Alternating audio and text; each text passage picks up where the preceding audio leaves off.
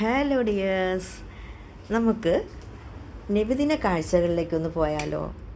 എൻ്റെ നാടായ വർക്കലയ്ക്ക് അടുത്തുള്ള നടയറ എന്ന് പറയുന്ന മനോഹരമായ പ്രദേശം നബിദിനത്തെ വരവേൽക്കാൻ എത്ര മനോഹരമായിട്ടാണ് ഒരുങ്ങി നിൽക്കുന്നതെന്നൊന്ന് കണ്ടു നോക്കിക്കേ.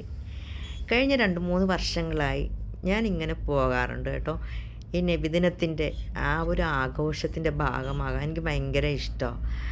നമ്മുടെ നബി സല്ലല്ലാഹു അലൈഹി വസല്ലത്തിനെ സ്മരിച്ചുകൊണ്ട് ആ ഒരു ദിവസത്തെ ഇത്രയും സ്മരണയോടുകൂടി അതിനെ ഒരു ആഘോഷമാക്കി തീർക്കുന്നത് കാണുമ്പം എവിടേക്കോ ഒരു സങ്കടവും സന്തോഷവും അഭിമാനവും ഒക്കെയാണ്. ഇത് നമ്മുടെ വീടിൻ്റെ തൊട്ടടുത്തുള്ള നടയറ ജുമാ മസ്ജിദാണ്.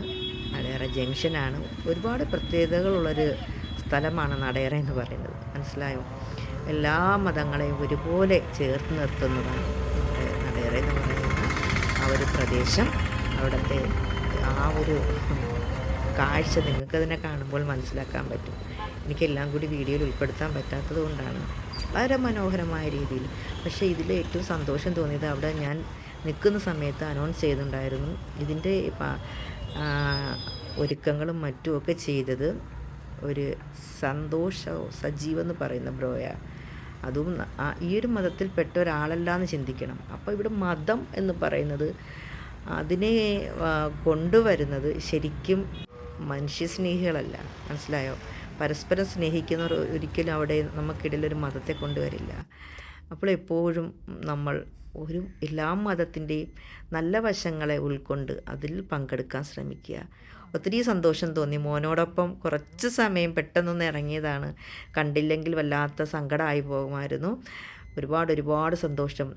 ജീവിതത്തിലെ ഏറ്റവും വലിയ ആഗ്രഹങ്ങളിലൊന്നാണ് എൻ്റെ നബി സല്ലല്ലാഹു അലൈഹി വസല്ലം അന്തിയുറങ്ങുന്ന ആ മണ്ണിൽ ഒന്നെത്താൻ. പുന്നാര നബിയെ കാണുന്നതെന്നാണ്, പുന്നാര റൗളയിൽ ചേരുന്നതെന്നാണ്, പൂമണം വീശുന്ന റൗള ശരീഫൊന്ന് കാണുന്നതെന്നാണ്, ഹൃദയം തീരുന്നതെന്നാണ്. നോക്കിക്കേ, എന്ത് മനോഹരമാണ്. മുഹിയുദ്ദീൻ ജുമാ മസ്ജിദ് നടയറ.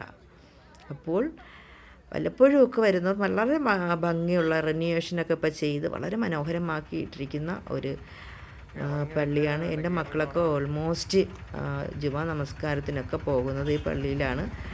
നമ്മളെ ജമാഅത്ത് ഇതല്ലെങ്കിൽ കൂടി അവരെപ്പോഴും ഇവിടെ പോകത്തുള്ളൂ. എനിക്ക് എല്ലാ പോർഷനും എടുക്കാൻ പറ്റിയിട്ടില്ല കേട്ടോ. വീഡിയോ കുറേ ലെങ്തി ആയി പോകും.